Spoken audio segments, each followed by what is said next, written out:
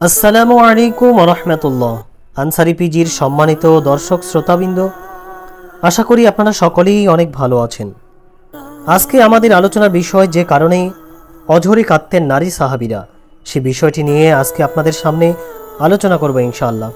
তাই ভিডিওটি একেবারে শেষ পর্যন্ত দেখার অনুরোধ করছি। চলুন শুরু করা যাক। আল্লাহর ভয়ে কাঁদা মুসলিম নারী পুরুষের প্রিয় আমল ও অনন্য বৈশিষ্ট্য।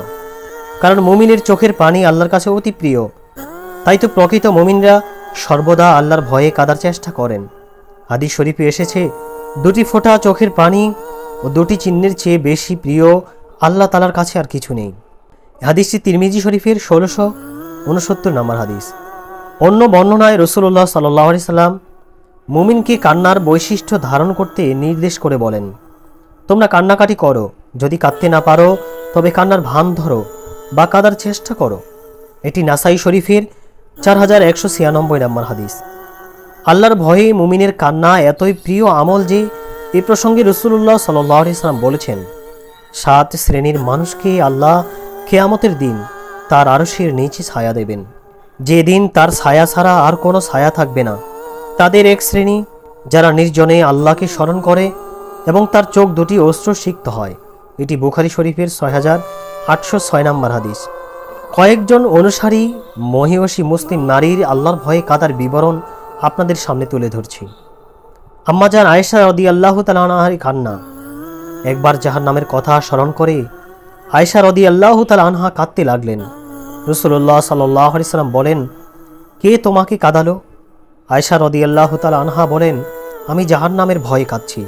আপনি কি কিয়ামতের দিন আপনার পরিবারের কথা স্মরণ রাখবেন? রাসূল সাল্লাল্লাহু আলাইহি সাল্লাম বলেন, 3টি স্থানে কেউ কাউকে স্মরণ রাখতে পারবে না। 1, মিজানের পাল্লায় আমল পরিমাপক যন্ত্র, যতক্ষণ না সে জানতে পারবে যে তার আমলের পাল্লা ভারী হয়েছে না হালকা। 2 নম্বর, আমলনামা পেশ করার সময়, যখন বলা হবে এসো আমলনামা পাঠ করো, যতক্ষণ না জানতে পারবে যে তার আমলনামা ডান হাতে দেওয়া হচ্ছে নাকি পিঠের দিক থেকে বাম হাতে। 3, পুলসিরাতের ওপর দিয়ে অতিক্রম করার সময়, যখন তা জাহান্নামের ওপর স্থাপন করা হবে। এটি আবু দাউদ শরীফের 4722 নম্বর হাদিস। অথচ আয়েশা রাদিয়াল্লাহু তাআলা আনহা এর মতো নবী পত্নীগণ রাত দিন ইবাদতে মশগুল থাকা সত্ত্বেও আখিরাতের ব্যাপারে নিশ্চিত হয়ে যাননি, বরং রীতিমতো কাঁদতেন। এমনকি তার জীবনে এতই পুত পবিত্র ছিল যে স্বয়ং আল্লাহ তাআলা তার কাছে সালাম পাঠিয়েছেন। তার ব্যাপারে কোরআনে 10টি আয়াত নাজির হয়েছে। তাই জাহান্নামের আগুনের ভয়াবহতার কথা স্মরণ করে অশ্রু সজল হওয়া স্বতন্ত্র একটি আমল এবং আল্লাহর কাছে অধিক পছন্দনীয় আমল। এক আয়াতে আল্লাহ তাআলা বলেন, যারা তাদের রবের কাছে ফিরে যাবে এই বিশ্বাসে তাদের যা দান করার তা দান করে ভীত কম্পিত হৃদয়ে, তারাই দ্রুত সম্পাদন করে কল্যাণকর কাজ এবং তারা তাতেই অগ্রগামী থাকে। এটি সূরা মুমিনুনের 60 এবং 61 নম্বর আয়াত। এই আয়াতের ব্যাখ্যা প্রসঙ্গে আয়েশা রাদিয়াল্লাহু তাআলা আনহা রাসূল সাল্লাল্লাহু আলাইহি ওয়াসাল্লামকে জিজ্ঞেস করেছিলেন, এই আমলগুলো করে লোকেরা ভীত কম্পিত হবে কেন? তারা কি মদ পান করে কিংবা চুরি করে? রাসূল সাল্লাল্লাহু আলাইহি ওয়াসাল্লাম বলেন, হে সিদ্দিক তনয়া, এরূপ নয়, বরং এরা তারা যারা রোজা রাখে, নামাজ পড়ে এবং দান সদকা করে, এতদ সত্ত্বেও তারা শঙ্কিত থাকে যে সম্ভবত কোনো ভুলের কারণে আমার আমল কবুল হয়নি। এই ধরনের লোকই সৎ কাজ দ্রুত সম্পাদন করে এবং তাতে অগ্রগামী থাকে। এক মুমিন নারীর নীরব কান্না। হযরত আব্দুল্লাহ ইবনে ওমর রাদিয়াল্লাহু তাআলা আনহু বলেন, 1-2 বার বা 5-7 বার নয়, বরং এর চেয়েও বেশি বার আমি রাসূল সাল্লাল্লাহু আলাইহি ওয়াসাল্লামকে বলতে শুনেছি, বনী ইসরাইলে কিফল নামে এক ধনাঢ্য ব্যক্তি ছিল। সে কোনরূপ গুনাহের কাজ ছাড়ত না।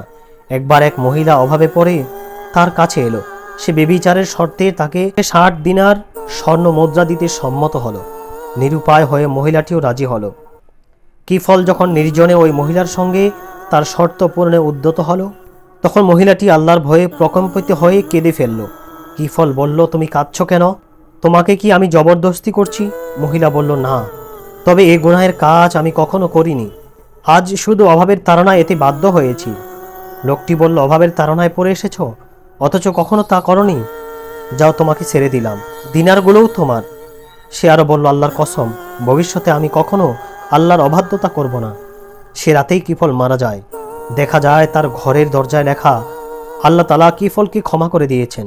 এটি তিরমিজি শরীফের 2496 নম্বর হাদিস। সুবহানাল্লাহ, মুমিন নারীর কি অপূর্ব আল্লাহ ভীতি। বস্তুত আল্লাহ ভীতিতে যাদের হৃদয় পরিপূর্ণ থাকে এবং গুনাহ পরিহার করার ব্যাপারে যাদের বিবেক সদা জাগ্রত থাকে, তাদের অবস্থা এমনই হয়ে থাকে। তাই তো আল্লাহ রাসূল সাল্লাল্লাহু আলাইহি ওয়াসাল্লাম বলেছেন, তাকওয়া হলো অন্তরের বিষয়। অন্তরের আল্লাহ ভীতি থাকলে কর্মেও তার প্রভাব পরিলক্ষিত হয়। আব্দুল্লাহ বিন রাওহা রাদিয়াল্লাহু তাআলা আনহু এর স্ত্রীর কান্না। কায়েস বিন আবু হাজিম রাদিয়াল্লাহু তাআলা আনহু থেকে বর্ণিত, তিনি বলেন, একদা আব্দুল্লাহ বিন রাওহা তার স্ত্রী স্ত্রীর কোলে মাথা রেখে হঠাৎ কাঁদতে লাগলেন। তার সঙ্গে তার স্ত্রীও কাঁদতে লাগলেন। আব্দুল্লাহ বিন রাওহা জিজ্ঞেস করলেন, তুমি কেন কাঁদছ? স্ত্রী বললেন, তোমাকে কাঁদতে দেখে আমারও কান্না চলে এসেছে। স্বামী বললেন, আমার কান্নার কারণ হলো আল্লাহর এই বাণীটি আমার স্মরণ হয়েছে, তোমাদের মধ্যে কেউ এমন নেই যে জাহান্নামের ওপর দিয়ে অতিক্রম করবে না। এটি সূরা মারিয়ামের 71 নম্বর আয়াত। আর আমার জানা নেই যে জাহান্নামের ওপর স্থাপন করা পুল সিরাত অতিক্রম করার সময় আমি জাহান্নাম থেকে রক্ষা পাবো কিনা, তাই আমি কাঁদছিলাম। মুস্তাদরাকে হাকিম, হাদিস নাম্বার 8786। প্রিয় দর্শক শ্রোতা বন্ধুরা, যারা শুরু থেকে ভিডিওটি দেখতেছিলেন, আপনাদের সবাইকে আন্তরিক ধন্যবাদ। আল্লাহ তাআলা যেন আমাদের সবাইকে গোপনে তার ভয়ে অতিরিক্ত কান্না করা তৌফিক দান করুক। জাহান্নামের আযাব থেকে আল্লাহ আমাদের সবাইকে হেফাজত করুক। আল্লাহ তাআলা যেন বিনা হিসাবে আমাদের তকদিরে জান্নাত নসিব করেন, আমিন। সকলে ভালো থাকেন, সুস্থ থাকেন। দেখা হবে ইনশাআল্লাহ পরের কোনো ভিডিওতে। আজকে আপনাদের থেকে বিদায় নিচ্ছি আমি আবু সাঈদ আনসারী। আসসালামু আলাইকুম ওয়া রাহমাতুল্লাহি ওয়া বারাকাতুহু।